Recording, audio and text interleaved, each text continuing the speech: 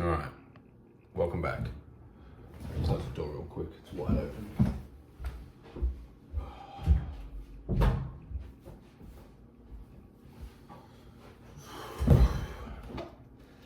Hydration break.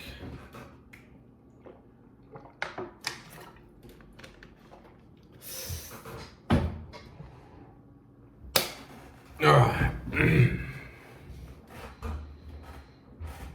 You read the title. Why 9 to 5 jobs make people depressed. Now, I feel like this is a bit of how do I word this?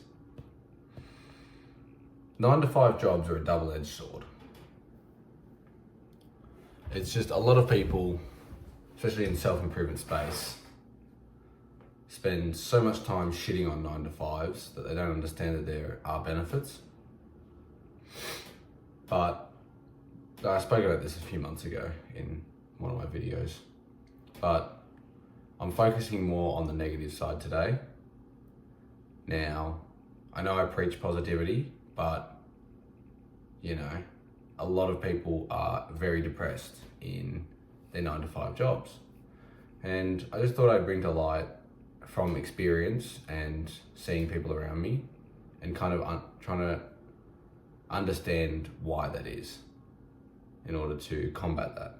And I feel like the first one is what you're actually doing. Now, this is probably pretty obvious, but if you hate what you do, naturally it's going to just make you sad, not make you sad, but make your life feel pointless if you're doing something you hate. Now, there's obviously times when it's a job. Why 9 to 5 jobs make people depressed is a combination of factors. Like, normally a 9 to 5 job will have 1 or 2 negative factors, but there's also a few positive factors that kind of balance it out. And when a job makes people depressed is when all of those factors are on the negative side, kind of, negatively affecting the balance. And the one of the main factors is what actually you do. Now, I've done my fair share of shit jobs, and I know a few people who, are in shit jobs, and, but I feel like it's really important, especially if you are planning on working more full-time, permanent kind of way, then you got to find something that is at least somewhat enjoyable. Now, it doesn't have to be, I believe that it doesn't have to be always your dream job, but you can't go to work dreading it. Like, you can't dread actually doing the work, because that's what you're there to do. Not only are you going to hate it, you're going to do a shit job, then you're going to have managers and bosses on your back, and then it's kind of a snowball effect. Oh, excuse me. And so that's why it's so important, the utmost importance, that there is something about the work itself that you can enjoy, or at least like it's tolerable. And that's kind of, I'd say that's where I am for my current job or jobs. Well, one of my jobs, my reffing, I enjoy. It's physical, it's basketball, it's my favorite sport, I enjoy that. And my other job at the moment, I'm a waiter. Now, I'm not the most extroverted person, so dealing with people for a whole shift and that kind of stuff isn't entirely my thing, but it's fine. Like, it's not like I'm dealing with assholes every day. Like, you get a fair share of assholes here and there, but generally the people are very nice. Like, they're always complimenting myself, the chef, the food. It's all normally just a positive environment. So it's fine. I don't mind it. And it's so important that you find something, even if it is at the cost of other things because, again, like I said, you're there to do that job. You may as well try to do something that aligns with your interests, whatever.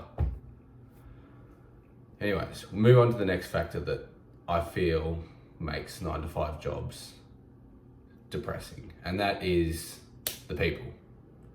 Now, we've all had dickheads and assholes at work.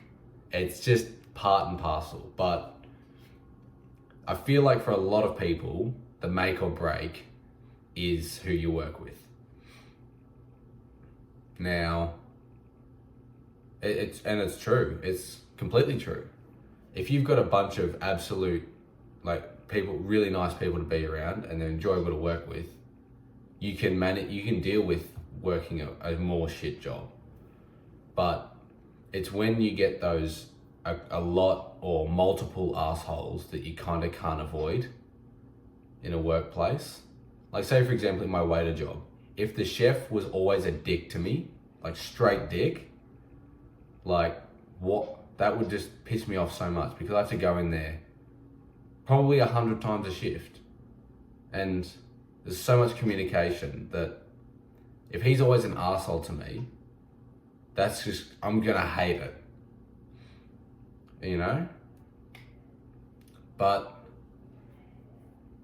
it's, again, if you have a group of assholes, but everything else is your dream job, like your dream job pays well, you can manage that. But, if you work in a shit job and you've got people who don't like you, or you've got a shit boss who's always on your back, trying to micromanage you, stuff like that, it starts to build up, and that relief of having people who you can talk to and, complain, gossip, general work friendship, it kind of goes away, and there's no real release while you're at work because, you're getting hammered by bosses, and then you're hating what you're doing. And so it's like, you're getting absolutely smashed, for the entirety of your shift, which is terrible. It's not a great environment, but a lot of people put up with it. Now, the third one I want to talk about just briefly is how much you get paid. Now, obviously, you will definitely live with a shit job and shit people if you're getting paid absolute premium, but I feel like it's not worth it. If you're getting, hammered and all this stuff, you hate it every second you're there, you hate it. But I'm doing it for the money. It pays well. It's like, really? Is it worth it? Is it worth going through all that stress and pressure and all that stuff just to, earn the money when you could be earning, say for example, you work a shit job for 75 grand a year, but you could work a job with amazing colleagues and something you really enjoy for 55,000. Now, that extra 20,000 is awesome. It's really nice, but is it worth that extra shit? And I know for myself, and my mate, we were talking about this the other day, and for us, it's no. We'd rather have the $55,000 job that we want to turn up to, that's enjoyable to work at, rather than the $75,000, $80,000 job that you hate going to. And it all comes back to a quality of life thing. Like, everyone wants to have a quality of life. It's not, normally for a lot of people, it's not about making the money. Now, for some people it is. They want to make a lot of money, and they don't care how. But it's a quality of life thing. You want to, if you go to work and then come home and you're in a shit mood from work, or while you're at home till you go to bed, and then you get up, you're in a shit mood, got to go to work, and the cycle repeats, then that's what leads to depression. So while money can be a factor, I feel like it's a very minute factor. Like, you shouldn't consider it when the other factors are not in your favor. Now, there's other little things, like commutes and all that stuff, and work hours. And I spoke about it briefly in, talking about colleagues and that, but you want to have a good relationship with your boss and all that, and making sure they're not flogging you. Because again, that's poor quality of life. So if you are hating your job, maybe it's time to reconsider these, key options that I've spoken about and reevaluate. Like, I know that I'm not earning a whole lot right now, but what I'm doing is enjoyable. Like, when I see work coming up, it's not like, oh, I've got work. It's, oh, I've got work. And then, with it getting paid and, earning money and all that, it's overall a good experience. Now, like I said, it's not my dream job. I don't want to be reffing fucking the professional leagues. That's not my dream. It's a part-time job, But I have enough self-respect to go, I'm better than a shithole job with shithole people, and I want to enjoy what I do. And you need to sit down and have a look at that, and where possible, align your job to be more quality of life focused.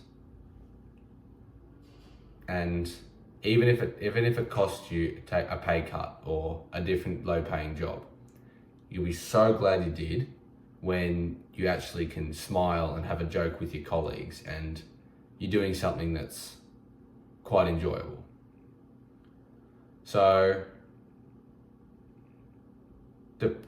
being depressed working a job, now there's obviously scenarios where people are stuck, they've got bills to pay, but it's definitely worth it if you are in a situation where you feel like you're stuck.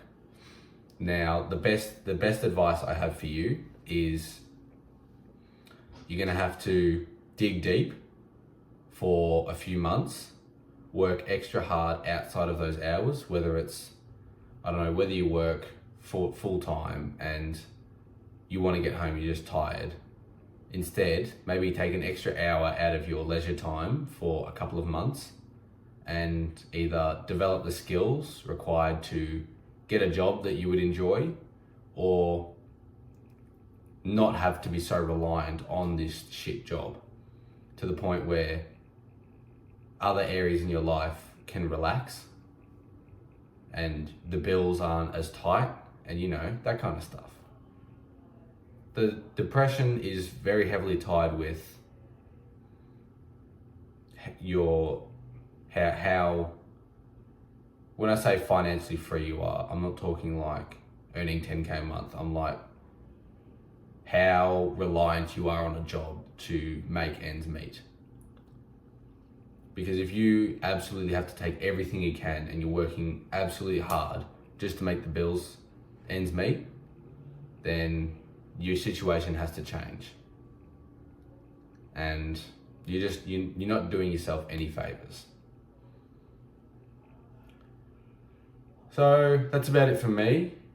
I hope I shed some light on some of the factors that may be affecting, causing your depression, or, reasons why you may hate your job. But at the end of the day, from me to you, from someone who's worked shit jobs, it's always, always, always worth going for the lower paying, better job. It's than the higher paying one that's shit. You will be happier and your outside life will benefit so much more, and you'll eventually see those dividends back in other areas. So yeah, if you are still here at the end of this video, I love you, and remember, life is what you make it.